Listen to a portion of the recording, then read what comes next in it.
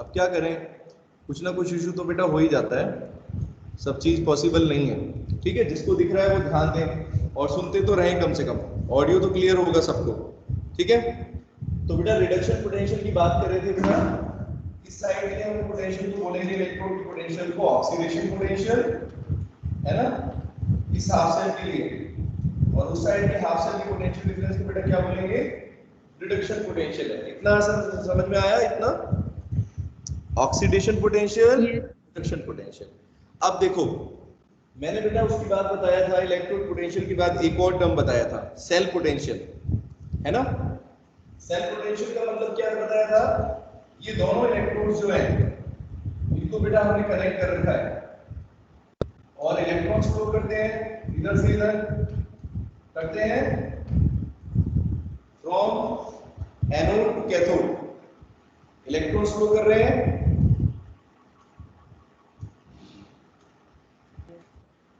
हाँ बेटा, electrons flow करते हैं तो बताया था पोटेंशियल डिफरेंस जरूर होगा, दोनों इलेक्ट्रोड्स के बीच में भी कुछ पोटेंशियल डिफरेंस होगा, होगा या नहीं? Yes sir.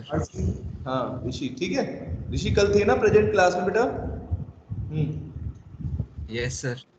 तो समझ में आ गया आपको? अभी मैं क्या बता रहा हूँ, सेल पोटेंशियल। तो सेल पोटेंशियल क्या होगा बेटा, सेल पोटेंशियल किसको बोलोगे आप, इस एनोड और कैथोड के बीच में जो पोटेंशियल डिफरेंस आएगा उसको आप बोलोगे सेल पोटेंशियल। ठीक है, ठीक है बेटा। इसको कैसे लिखते हैं सेल पोटेंशियल को, ई सेल बताया था कल, ई सेल लिखते हैं।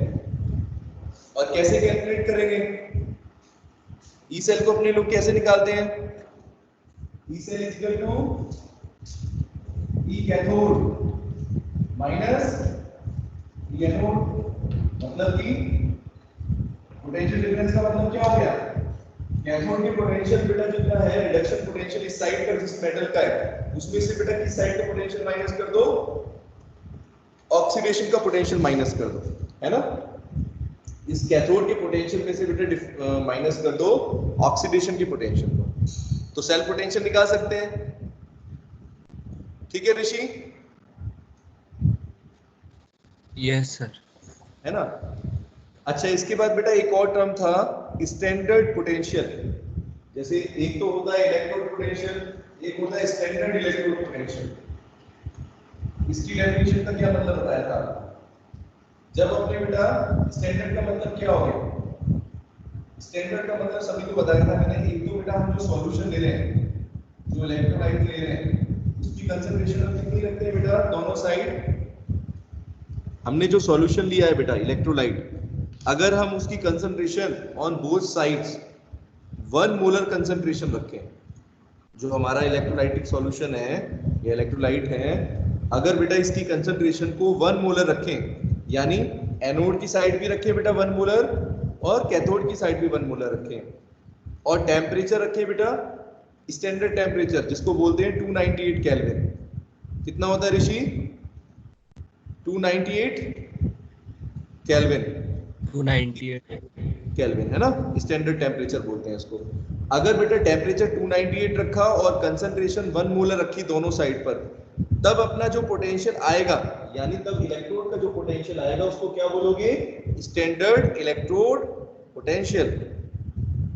क्या बन जाएगा बेटा ऋषि, उसके आगे स्टैंडर्ड लगा देंगे। ठीक है, मतलब कि इस साइड पर जो पोटेंशियल होगा बेटा जिंक का, जैसे अगर डेनियल सेल की बात करें तो जिंक मेटल की रखी है, तो उसका क्या बोलोगे, पोटेंशियल क्या है, ये स्टैंडर्ड इलेक्ट्रोड पोटेंशियल है जिंक का, है ना।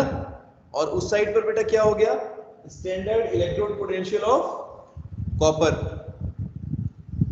समझे, इतना समझ में आया, स्टैंडर्ड इलेक्ट्रोड पोटेंशियल्स क्या होते हैं। ठीक है, सुजाता आ रहा है बेटा समझ में? Yes sir. आ गया, ठीक है। अब बेटा उसके बाद, हाँ उसके बाद था अपना, अगर हम इसी तरीके से स्टैंडर्ड सेल पोटेंशियल भी निकाल सकते हैं, है ना। स्टैंडर्ड सेल पोटेंशियल का मतलब क्या है बेटा, ऊपर की तरफ हम क्या लगा दें, नॉट लगा देते हैं, बताया था आपको। ई नॉट बोलेंगे, ई नॉट सेल। क्या है बेटा? ई नॉट सेल। इस ई नॉट सेल की वैल्यू कैसे निकाल सकते हो? जैसे ई सेल होता है अपना E cathode minus E cathode minus E anode, वैसे ही बेटा ई नॉट सेल कैसे निकल जाएगा?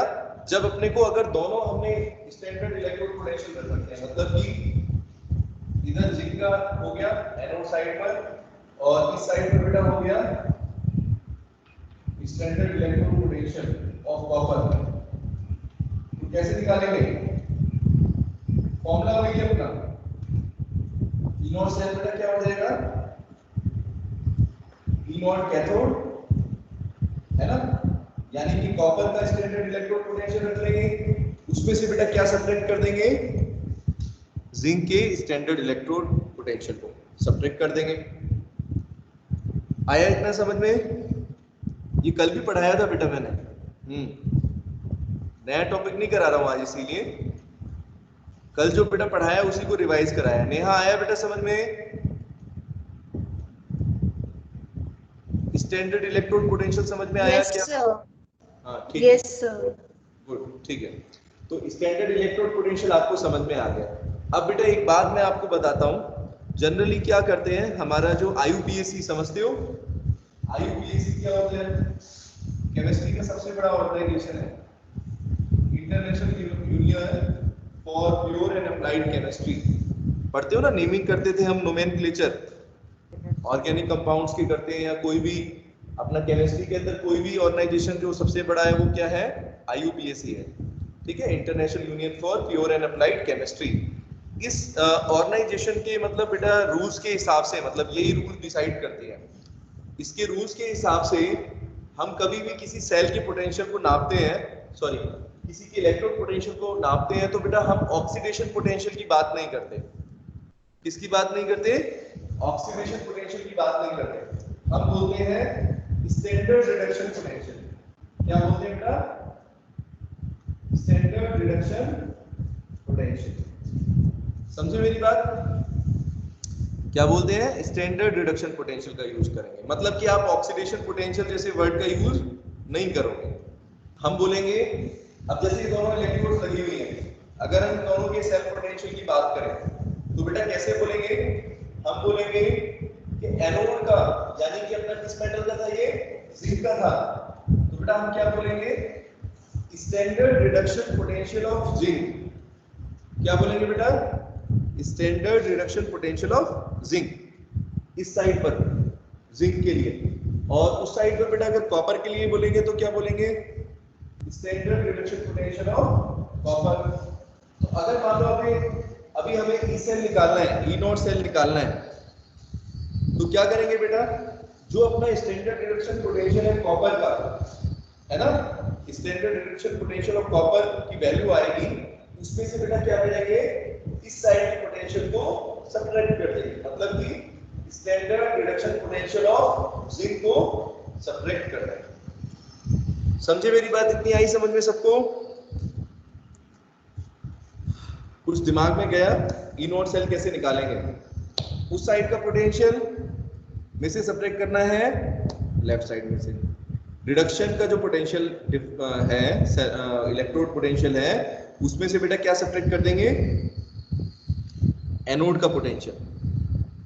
मानसी आ रहा है बेटा समझ में? इतना सिंपल सी चीज है। इलेक्ट्रोड पोटेंशियल, सेल पोटेंशियल का मतलब क्या हो गया? दोनों साइड के पोटेंशियल के डिफरेंस। इस साइड एनोड है, उस साइड कैथोड है, दोनों के पोटेंशियल को बेटा क्या करना है? आपको सब्ट्रैक्ट कर देना है, ठीक है। तो पहले इसको रखते हैं standard reduction potential of copper. अगर डेनिस सेल की बात करें तो कैसे निकालोगे? Standard reduction potential of copper लिखेंगे, उसमें से बेटा क्या सब्ट्रैक्ट करेंगे? Standard reduction potential of zinc. इतना आ रहा है नहीं आ रहा है समझ में? Yes sir. नंदिनी आया बेटा समझ में? आ गया? देखो बेटा एक बात मैं बार बार आप लोगों से बार बार रिक्वेस्ट समझ लो, मेरी रिक्वेस्ट है, बार बार एक ही चीज कह रहा हूं, कि अगर बेटा एक तो क्लास में रेगुलर होना, और जो हमने पढ़ा जैसे कल की क्लास में जो पढ़ा या आज की क्लास में पढ़ा, अगर बेटा उसको रिवाइज नहीं करेंगे तो पीछे की चीजें समझ में नहीं आएंगी।